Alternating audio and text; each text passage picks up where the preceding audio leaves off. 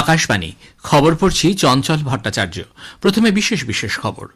প্রধানমন্ত্রী আজ কেরালা সফর করবেন। সফরকালে তিনি একগুচ্ছ উন্নয়নমূলক প্রকল্পের উদ্বোধন ও শিলান্যাস করবার কথা।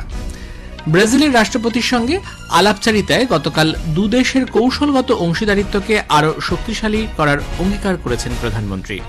তথ্য ও সম্প্রচার মন্ত্রী বলেছেন, ভারতে বিভিন্ন গুরুত্বপূর্ণ ক্ষেত্রে সংস্কার কার্যকর হওয়ায় আন্তর্জাতিক স্তরে বিনিয়োগকারীদের মধ্যে আস্থা তৈরি হয়েছে। দেশ আজ শ্রদ্ধার সঙ্গে নেতাজি সুভাষচন্দ্র বসুকে স্মরণ করছে। দিনটি পরাক্রম দিবস হিসেবে উদযাপিত হচ্ছে। আজ সরস্বতী পুজো। বসন্ত পঞ্চমী উপলক্ষে সকাল থেকেই বাগদেবীর আরাধনায় মেতে উঠেছেন সকলে। আসছি বিস্তারিত খবরে। প্রধানমন্ত্রী নরেন্দ্র মোদী আজ কেরালা সফর করবেন। সফরকালে তিনি তিরুবনন্তপুরমে বিভিন্ন উন্নয়নমূলক প্রকল্পের শিলান্যাস ও উদ্বোধন করবেন। জনসভাতেও ভাষণ দেবেন তিনি। প্রকল্পগুলির মধ্যে রয়েছে রেল সংযোগ, নগর জীবিকা, বিজ্ঞান ও উদ্ভাবন, নাগরিক কেন্দ্রিক পরিষেবা এবং আধুনিক স্বাস্থ্যসেবার মতো গুরুত্বপূর্ণ ক্ষেত্র। এইসব প্রকল্প অন্তর্ভুক্তিমূলক উন্নয়ন ও প্রযুক্তিগত অগ্রগতির প্রতি প্রধানমন্ত্রীর অঙ্গীকারকে প্রতিফলিত করে।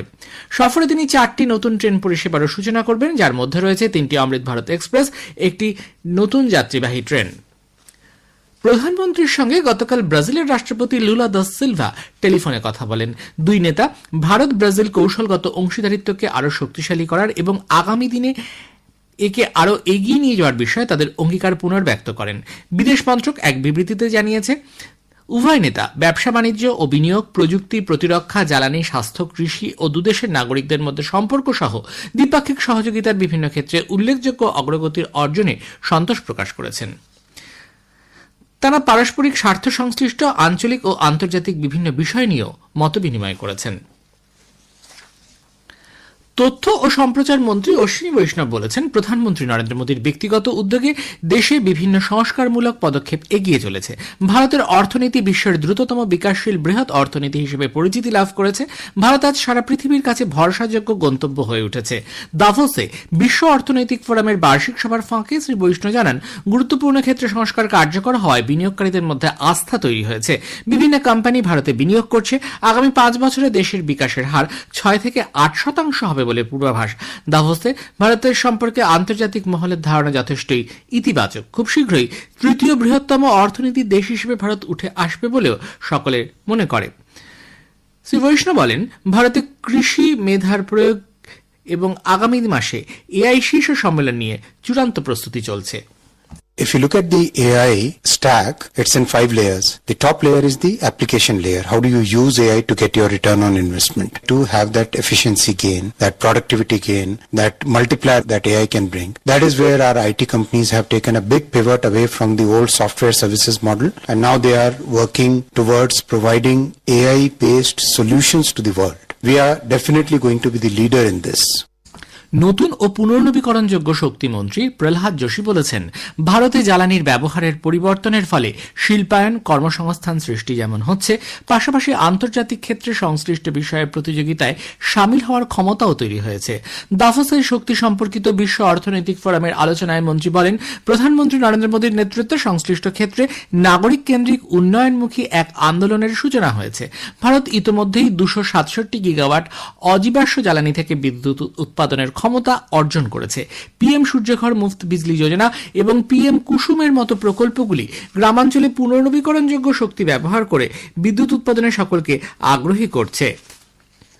জনগণনার প্রথম পর্বে সরকার নাগরিকদের কাছে 33টি বিষয়ে জানতে চাইবে। 2027 সালে আদমশুমারির প্রথম পর্ব শুরু হবে এবছরের 1 এপ্রিল থেকে, চলবে 30 সেপ্টেম্বর পর্যন্ত। এই উপলক্ষে প্রতিটি রাজ্য ও কেন্দ্রশাসিত অঞ্চলে 30 দিন ধরে বাড়ি গণনার কাজ হবে। গণনাকারীরা সমীক্ষার সময় বাড়ি নির্মাণের বিষয়ে বিস্তারিত জানতে চাইবেন। গৃহকর্তা বা কর্তৃ, তপশিলি জাতি, উপজাতি বা অন্যান্য সম্প্রদায়ের অন্তর্ভুক্ত কিনা এই বিষয়ে তথ্য সংগ্রহ করা হবে। গণনার দ্বিতীয় পর্ব শুরু হবে আগামী বছরের ফেব্রুয়ারি মাসে। প্রধানমন্ত্রী নরেন্দ্র মোদীর ফ্ল্যাগশিপ কর্মসূচির আওতায় platform for proactive governance and timely implementation প্রগতির উল্লেখযোগ্য মাইলফলক অর্জন করেছে। 2015-এ প্রধানমন্ত্রী এর সূচনা করেন। এর আওতায় আহমেদাবাদ মেট্রো রেল প্রকল্পের প্রথম পর্যায়ে গুজরাটের বৃহত্তম মেট্রোপলিটন অঞ্চলে স্থায়ী যোগাযোগের এক নতুন অধ্যায় সূচিত হয়েছে। আবাসন ও নগরায়ণ মন্ত্রকের তত্ত্বাবধানে 40 কিলোমিটার দীর্ঘ এই প্রকল্পের মোট অনুমোদিত ব্যয় 12,924 কোটি 50 লক্ষ টাকা। বর্তমানে সমগ্র আহমেদাবাদ মেট্রো প্রকল্পের প্রথম পর্যায়ের কাজ সম্পূর্ণ হয়েছে এবং গোটা শহরে তা প্রসারিত হয়েছে। প্রধানমন্ত্রী আগামী রবিবার 25 জানুয়ারি আকাশবাণীতে মন কি বাত অনুষ্ঠানে দেশ বিদেশের মানুষের সঙ্গে তাঁর চিন্তাভাবনা ভাগ করে নেবেন। এটি হবে মাসিক এই বেতার অনুষ্ঠানের 130তম পর্ব। আকাশবাণী ও দূরদর্শনের সবকটি প্রচার তরঙ্গে সকাল 11টা থেকে অনুষ্ঠানটি শোনা যাবে। হিন্দিতে মূল অনুষ্ঠান সম্প্রচারের ঠিক পরেই শুরু হবে আঞ্চলিক ভাষায় তর্জমা। এ খবর প্রচারিত হচ্ছে আকাশবাণী থেকে। আমাদের সংবাদ শোনা যাবে ইউটিউব চ্যানেল আকাশবাণী সংবাদ বাংলা, ফেসবুক ও ইনস্টাগ্রাম আকাশবাণী সংবাদ কলকাতা এবং এক্স হ্যান্ডেল এআইআর নিউজ কলকাতাতে। দেশ আজ সশ্রদ্ধ চিত্তে নেতাজি সুভাষচন্দ্র বসুকে তাঁর জন্মদিনে স্মরণ করছে। দিনটি পরাক্রম দিবস হিসেবে উদযাপিত হচ্ছে। নেতাজির জন্মস্থান ওড়িশার কটকে উপরাষ্ট্রপতি সিপি রাধাকৃষ্ণন এক অনুষ্ঠানে অংশগ্রহণ করবেন। 1939 সালে কবিগুরু রবীন্দ্রনাথ ঠাকুর নেতাজিকে দেশনায়ক বলে আখ্যায়িত করেন। নেতাজি মনে করতেন দেশের জন্য স্বাধীনতা নিয়ে আসা তাঁর কাছে পবিত্র এক কর্তব্য। এই লক্ষ্য পূরণে শৃঙ্খলাপরায়ণ নির্ভীক যেমন হতে হবে, তেমনি সবকিছু ছেড়ে আসার মানসিকতাও থাকতে হবে। নেতাজির 129তম জন্মবার্ষিকীতে কেন্দ্রীয় সংস্কৃতি মন্ত্রক আজ থেকে আন্দামান ও নিকোবর দ্বীপপুঞ্জে পরাক্রম দিবস উপলক্ষে নানা অনুষ্ঠানের আয়োজন করবে। নেতাজির জীবন ও ঐতিহ্যের সঙ্গে সম্পর্কিত দেশের আরও 13টি স্থানে এই ধরনের অনুষ্ঠানের আয়োজন করা হয়েছে। এর মাধ্যমে তাঁর সাহস, ত্যাগ ও দেশপ্রেমকে শ্রদ্ধা জানানো হচ্ছে। এই আয়োজনে নেতাজিকে নিয়ে প্রদর্শনী ছাড়াও একটি সাংস্কৃতিক অনুষ্ঠান থাকবে, যেখানে ন্যাশনাল স্কুল অফ ড্রামা একটি নাটক উপস্থাপিত করবে। অনুষ্ঠানে আন্দামানের খাবারের স্বাদ যেমন পাওয়া যাবে, পাশাপাশি দ্বীপের ঐতিহ্যবাহী হস্তশিল্পের প্রদর্শনীর ব্যবস্থাও করা হয়েছে। প্রদর্শনী চলবে রবিবার পর্যন্ত। উপরাষ্ট্রপতি সিপি রাধাকৃষ্ণন আজ ওড়িশা ও পশ্চিমবঙ্গ সফর করবেন। উপরাষ্ট্রপতি পদে আসীন হওয়ার পর এই দুই রাজ্যে এটি তার প্রথম সফর। সফরকালে তিনি নেতাজির জন্মজয়ন্তী উপলক্ষে কটক এবং কলকাতায় সংস্কৃতি মন্ত্রক আয়োজিত পরাক্রম দিবসের অনুষ্ঠানে অংশ নেবেন। আজ সরস্বতী পুজো। বসন্ত পঞ্চমী উপলক্ষে সকাল থেকেই বাগদেবীর আরাধনায় মেতে উঠেছেন সকলে। স্কুল, কলেজ সহ বিভিন্ন শিক্ষা প্রতিষ্ঠানে বিপুল উৎসাহ উদ্দীপনায় পুজোর আয়োজন করা হয়েছে। অনেকের বাড়িতে শিশুদের অক্ষর জ্ঞানের হাতেখড়ির প্রস্তুতি নেওয়া হয়েছে। সরস্বতী পুজোর উপলক্ষে পশ্চিমবঙ্গ, ত্রিপুরা, আসামের বরাক উপত্যকা, আন্দামান ও নিকোবর দ্বীপপুঞ্জের বহু অংশের পাশাপাশি দেশ বিদেশে বাঙালিরা মেতে উঠেছেন। অনেকের বাড়িতে গোটা সিদ্ধ ও রান্না পূজার আয়োজন করা হয়। সংসদে ধারাবাহিকভাবে পরিকল্পনা করে বিঘ্ন ঘটানো ও বিশৃঙ্খলা সৃষ্টি দেশের গণতন্ত্রের পক্ষে মোটেও কাম্য নয়, কারণ তাতে সবথেকে বড় ক্ষতি হয় নাগরিকদের বলে লোকসভার অধ্যক্ষ ওম বিড়লা মন্তব্য করেছেন।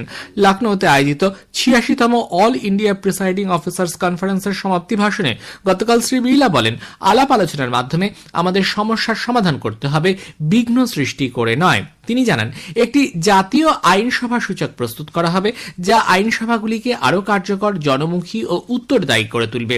এর ফলে আইনসভাগুলির মধ্যে সুস্থ প্রতিযোগিতা সৃষ্টি হবে, আলোচনার মান বাড়বে এবং দক্ষতাও বৃদ্ধি পাবে।